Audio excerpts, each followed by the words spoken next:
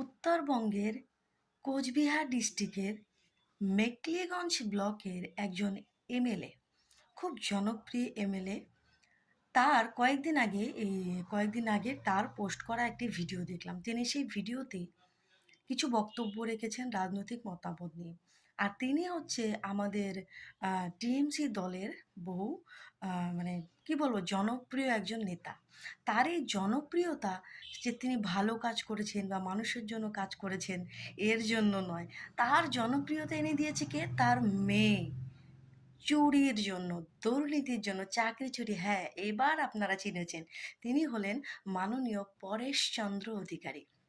দেখুন, এনাকে মানে আমাদের এই গোটা পশ্চিমবঙ্গে কতজন এমএলএ রয়েছে, কজনকে চেনে, কিন্তু এনাকে সবাই চেনে কেন? শুধুমাত্র দুর্নীতির কারণের জন্য, এর মেয়ের জন্য।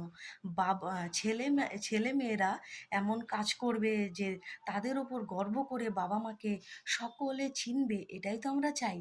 ঠিক ওনার ক্ষেত্রেও সেটা হয়েছে, সকলে চিনেছে, অবশ্যই চিনেছে ওনাকে, কিন্তু সেটা নেগেটিভ, তার নেগেটিভের জন্য, তার পজিটিভ কোনো কিছুর জন্য নয়, তার মেয়ের জন্য। তিনি বড় বড় সেখানে ভাষণ দিচ্ছিলেন যে আমার মেয়ের যোগ্যতা অমুক সমুক, এগুলো নিয়ে কথা বলবেন না, সবাই জানে অমুক সমুক। হ্যাঁ, বলছি, হ্যাঁ। এতটা নির্লজ্জ হলে পরে কেউ আবার মানে আপনার মতো যে বাবা এতটা নির্লজ্জ বা এতটা নিচে নেমে গেছে, তারাই আবার দ্বিতীয়বার এই মেয়ের কথা তোলে এবং তার ডিগ্রির কথা তোলে।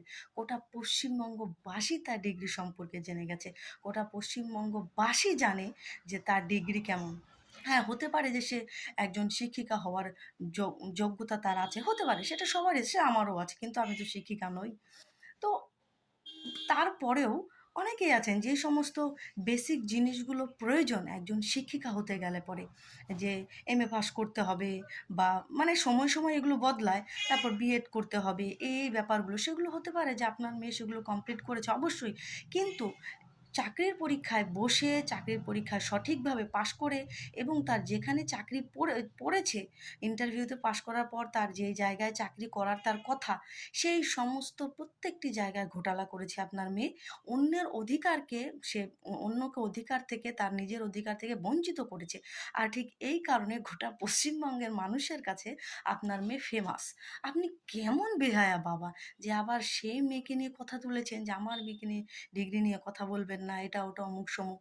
কথা বলার অধিকার কোর্ট দিয়ে দিয়েছে। আমরা তো বিচার করতে যাইনি আপনার মেয়ের কাছে কি ডিগ্রি আছে না আছে, কি ভুল ত্রুটি হয়েছে কি হয়েছে, সেগুলো সাধারণ মানুষ দেখতে যায়নি। সব কিছু দেখেছে কোর্ট, সব কিছুর বিচার করেছে কোর্ট। তা আপনার মেয়ে দুর্নীতির সাথে যুক্ত ছিল, দুর্নীতি